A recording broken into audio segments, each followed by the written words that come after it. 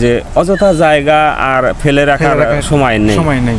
আমরা কেন বাহির থেকে দামি ফল এই দামে কিনে খাবো, তাও সেটা সন্দেহের মধ্যে থাকতে হয়, ফরমালিন নানান। এটা কি আপেল গাছ? হ্যাঁ, এই পর্যন্ত না, এটা প্রথম রোপণ করা, হয়তো 1 বছর যাবে আরো। আসসালামু আলাইকুম। ফল চাষ আমাদের খাদ্য নিরাপত্তার একটি গুরুত্বপূর্ণ অংশ, কিন্তু এটি শুরু করা মোটেও সহজ নয়। চাষাবাদের জন্য শুধু জমি নয়, দরকার ধৈর্য, কঠোর পরিশ্রম এবং প্রকৃতির প্রতি ভালোবাসা। আজ আমরা আছি সরার ভাইয়ের সাথে, যিনি প্রমাণ করেছেন যে ইচ্ছাশক্তি থাকলে কঠিন থেকে কঠিনতর চ্যালেঞ্জও জয় করা সম্ভব। ছোট একটি স্বপ্ন থেকে শুরু করে তিনি গড়ে তুলেছেন একটি সাফল্যমণ্ডিত ফল বাগান, যা এখন শুধুমাত্র তার পরিবারের নয়, বরং স্থানীয় মানুষের খাদ্য এবং পুষ্টির চাহিদা পূরণে একটি বড় অবদান রাখছে। চলুন শুনি তার সংগ্রামের গল্প এবং কিভাবে তিনি সফলতা অর্জন করেছেন। তার আগে আপনি যদি আমার এই ভিডিওটা ইউটিউব থেকে দেখে থাকেন, অবশ্যই চ্যানেলটি সাবস্ক্রাইব করবেন এবং ফেসবুক থেকে দেখে থাকলে পেজটা ফলো করবেন। তো প্রথমে দেখে নেওয়া যাক সে আসলে আমাদেরকে কি দেখায়, কি গাছ তিনি রোপণ করেছেন এবং কি গাছ তিনি পরিচর্যা করছেন, এবং তারপরে শুনবো তার। এই যে ছোট কমলাগুলো, এগুলো হচ্ছে কমলা গাছ ছোট। এগুলো কোত্থেকে আনছে আসলে ভাইয়ের কাছ থেকে জানতে হবে। তো পুরো ভিডিওটা দেখতে থাকুন, ওনার সাথে এখন কথা বলবো আমরা। তো দেখতেই পাচ্ছেন ভাই আসলে সবসময় গাছের পরিচর্যা করে, তো পানি দিচ্ছে বরাবরের মতো। তো ভাইয়ের সাথে একটু কথা বলবো আমরা এখন। ভাই, পানি দাও কত দূর? এই তো শেষের দিকে। ভালো আছো? এই তো ভালো আছি। ভালো আছেন আপনি? আচ্ছা, মানে পানি তো মনে করেন যে 2-1 দিন পর পরই দেন, তাই না? হ্যাঁ, মাটি শুকায় গেলে দেওয়া লাগে ছাদের। আচ্ছা, রোদের জন্য কি উপরে এটা দিছেন? এটা ওই যে আমাদের হঠাৎই দেশের তাপমাত্রা একটু বেড়ে গেছিল। হ্যাঁ, রিসেন্টলি এরকম হয়েছে, যার কারণে এই তোমার সানবার্ন মানে রোদের তাপে শুকায় যায় ফল। ওই আশঙ্কা দেখেই আমি উপরে, মানে ডিরেক্ট যেন রোদটা যেন না লাগে, এই জন্যে। ইয়েলো 2 ফল কম ধরায়, যে ফলের সাইজটা বেশ বড় সাইজ। বড় সাইজ। হ্যাঁ। আচ্ছা, এগুলো কি আরো হলুদ হবে? হ্যাঁ, পুরাটাই হলুদ হয়ে যাবে। পুরোটাই হলুদ হবে। এটা দার্জিলিং কমলা। হ্যাঁ, দার্জিলিং মানে ইন্ডিয়ান থেকে আনা? হ্যাঁ, এটা সরাসরি ইন্ডিয়ান দার্জিলিং কমলা, দেখতে পাচ্ছ? আচ্ছা। হ্যাঁ, ধরেও অজস্র পরিমাণ এবং মিষ্টি রসালো, খুবই স্মুথ।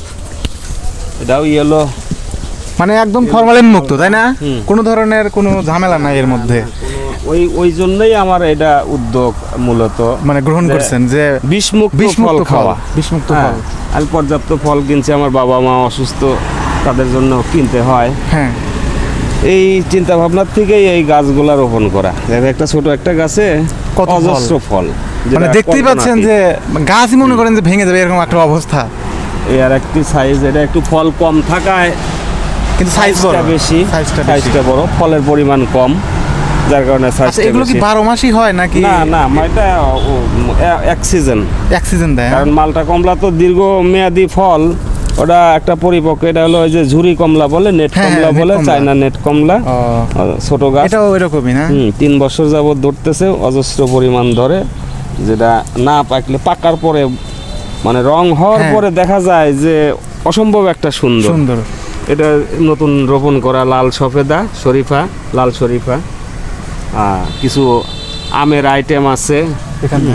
নিচে দেখলাম অনেক আম গাছ। নিচে আছে এই যে এই একটা বেদানা, এটা ম্যান্ডারিন, তোমার এটা পাকিস্তানি থাই বেনানা, এটাও লাগাইছি। এই লম্বা যে আম হয় ওগুলা? হ্যাঁ, লম্বা, খুব কালারফুল, থাই সফেদা।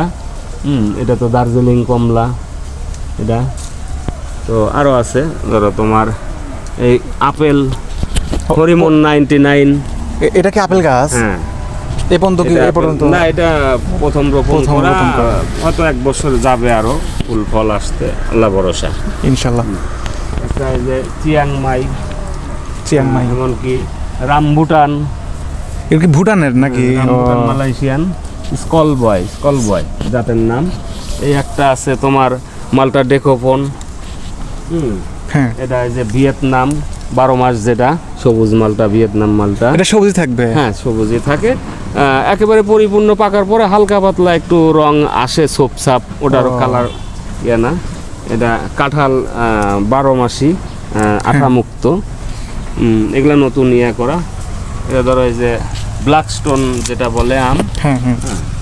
তো এই আমার আপাতত আরো কিছু খালি আছে আমার পছন্দ মতো কিছু আইটেম এখানে রোপণ করবেন। হ্যাঁ, পার্সিমন আছে, তোমার কি বলে ওটা, পার্সিমন, তারপরে একটা জুজুবি, জাবাটি কাবা, এই আইটেমগুলো আমার এখানে সংযোজন করার ইচ্ছা আছে, সংগ্রহের তালিকায় আছে। মানে এগুলো সংগ্রহ হ্যাঁ, করতে- সংগ্রহ আচ্ছা, এগুলো সংগ্রহ কোন থেকে?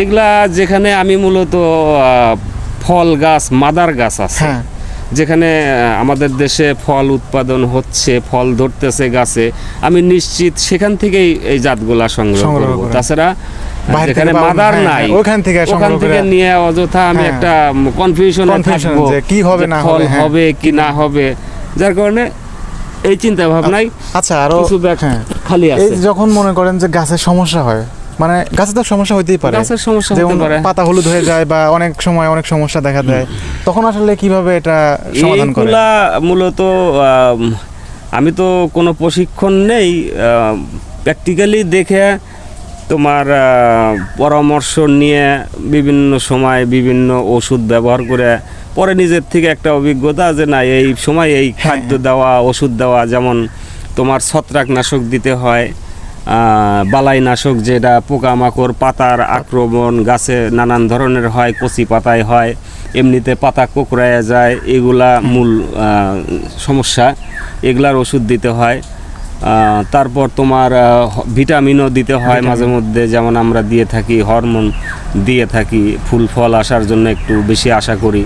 তো এই পর্যায়ক্রমে এইগুলাই করতে হয়। আচ্ছা, তাহলে আপনার এই যাত্রা কতদিন ধরে শুরু হয়েছে?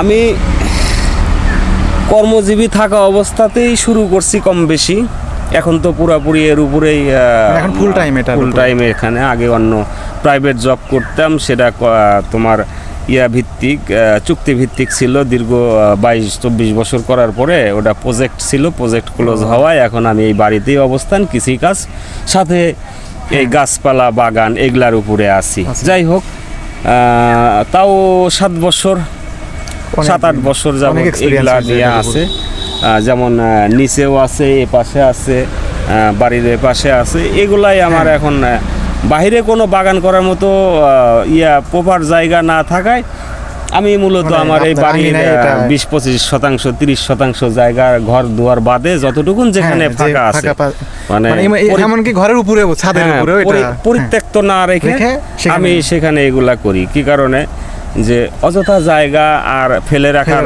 সময় নেই। আমরা কেন বাহির থেকে দামি ফল এই দামে কিনে খাবো, তাও সেটা সন্দেহের মধ্যে থাকতে হয়, ফরমালিন, নানান রকম মেডিসিন, কারণ ওটা ফলটা তো সংরক্ষণ হয় দীর্ঘমেয়াদ। নর্মালি একটা ফল যত পরিপক্কই হোক 15-20 দিন, 1 মাস রাখার দায়, সেখানে মাসকে মাস আমাদের দেশে ফল থাকে। এখানে একটা ভাবনা, চিন্তা ভাবনার বিষয়, যার কারণে ওই বিষমুক্ত ফল খাওয়ার বা এর প্রতি একটা জাগছে আমার, যার এটা করি, এবং অনেককেই আসলে তাদেরকেও পরামর্শ দেই যেন পরিত্যক্ত যারা নতুন এই মানে এরকম করবে, গাছপালার মানে চাষ করবে, তারা আসলে কিভাবে এটা করতে পারে প্রথম অবস্থায়? সিম্পল, এটা সবচেয়ে বড় কথা হলো তোমার এর প্রতি একটা ইচ্ছা থাকতে, ইচ্ছা শক্তিটা প্রবল থাকতে হবে। ইচ্ছা শক্তিটা যদি তোমার থাকে তাহলে মনে করো যে এটা অসম্ভব কিছু না, সম্ভব হবে। যে কোনো কাজই তুমি প্রথম একটু নার্ভাস হতে হয়, বা আমি পারবো না এটা ভাবলে হবে না, শুরু করলে ওর একটা পরিণতি আসে, একটা সমাধান আসে। আচ্ছা, আপনি কি এখান থেকে গাছ সাপ্লাই করেন বা এরকম? হ্যাঁ, আমি এখন নিজস্বভাবে কিছু গাছ অলরেডি অনেকেই চায় আমার এই ফল ধরা জাত আমাকে দেন, যার কারণে যেহেতু এটাই যদি আমি করে থাকি, করতে হয়, তাহলে ওটা ওর সাথে যুক্ত করে করি, যে সবাই আগ্রহী কিছু লোক আসলে তারা এটা করুক, আমিও এটা চাই। আর এগুলো আপনি মানে বিক্রি করেন কিভাবে? এটা তো বিক্রির পর্যায়ে। এটা এখনো গত বছর অল্প কিছু ফল আসছিল, এগুলা এখনো হারভেস্ট করার মতো সময় হয় নাই। ফুল যেহেতু কালার হয়ে যায়, সেই সময়ের অপেক্ষায় আছি। এলাকার লোকজন যাদের একটু আগ্রহ থাকে আমি এই বিষমুক্ত ফলটা হ্যাঁ, নেব, তারা যেহেতু দেখে। আমাদের দেশে উৎপাদন হচ্ছে আচ্ছা। চোখের সামনে, অনেক আগ্রহী লোক থাকে, তারাও বাড়ির উপর থেকে নেয়। আবার কিছু অতিরিক্ত থাকলে কোনো দোকানে আমি দিয়ে আসি, এইভাবেই এটা আত্মীয় স্বজন আসে তাদেরকেও দেই, অনেকে বেড়াইতে আসে তাদেরকেও বিষয়টা করি।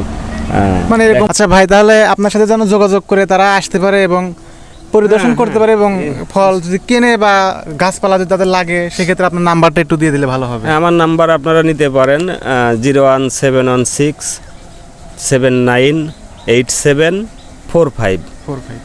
অনেকেই আসে, চায়।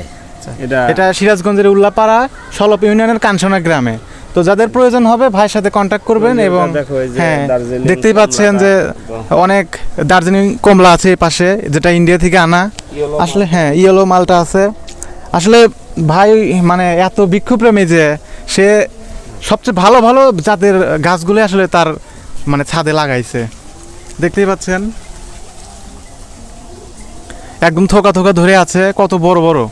আসলে বাজারের ওগুলো দেখলেই মনে হয় যে ফরমালিন দেওয়া, কিন্তু এগুলো আসলে একদম টাটকা, যেগুলো দেখতেই পাচ্ছেন আপনারা, বিগ সাইজ। হ্যাঁ, আর নিচ দিয়ে তো ওগুলো আপনার হচ্ছে এই মানে চারাগুলো নাকি?